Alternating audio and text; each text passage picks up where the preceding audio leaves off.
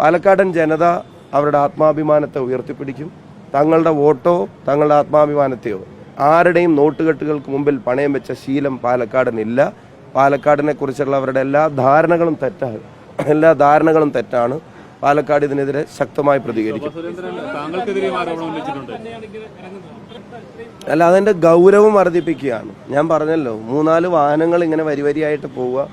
ഇത് നമ്മൾ നോർത്ത് ഇന്ത്യയുടെ ചില സംസ്ഥാനങ്ങളിലും അതുപോലെ ചില സദേൺ സ്റ്റേറ്റ്സിലും ഒക്കെ ഇങ്ങനത്തെ ഒരു ഏർപ്പാട് തെരഞ്ഞെടുപ്പിന്റെ മുമ്പ് പലരും ചെയ്യുന്നതിനെ സംബന്ധിച്ചിട്ടുള്ള വാർത്തകൾ, ആ ശീലം വെച്ച് പാലക്കാടിനെ അളക്കാൻ ശ്രമിക്കുക വീടുകളിൽ പോയിട്ട്. പക്ഷെ ഞാൻ ആവർത്തിച്ച് പറയുന്നത്, അവരുടെ പണത്തെയും തിരസ്കരിക്കും, ഈ BJPയെയും പാലക്കാട് തിരസ്കരിക്കും. സ്ഥാനാർത്ഥി തന്നെ നേരിട്ട് അതിന് നേതൃത്വം നൽകുകൂടെ ചെയ്യാന്ന് പറയുമ്പോൾ അതിന്റെ ഗൗരവം വർദ്ധിക്കുകയാണ്.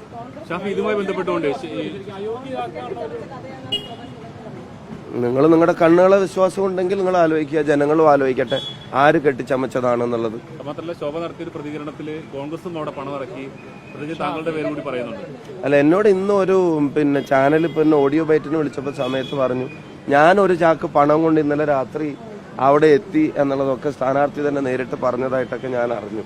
ഞാൻ ഒരു കാര്യം പറഞ്ഞു, എൻ്റെ കയ്യിൽ അങ്ങനെ ഒരു ചാക്ക് പണം ഉണ്ടെങ്കിൽ പോലും, ഇനി നാളെ ഒരു ചാക്ക് പണം എൻ്റെ കയ്യിൽ ഉണ്ടായാൽ പോലും അതുകൊണ്ട് പാലക്കാട്ടെ വോട്ടർമാരെ സ്വാധീനിക്കാൻ ഞാൻ പോവില്ല.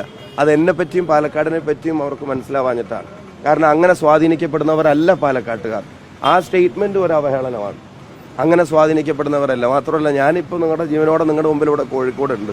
ഞാൻ ഇന്നലെയും നിങ്ങളോടൊക്കെ പ്രതികരിച്ചിരുന്നു. ഞാൻ ഇന്നലെ കുറ്റ്യാടിയിലും എലത്തൂരിലും തിരുവമ്പാടിയിലും നാദാപുരത്തും തലശ്ശേരിയിലും കൂത്തുപറമ്പിലും ഒക്കെയായിട്ട് ഇന്നലെ പ്രചരണം നടത്തി.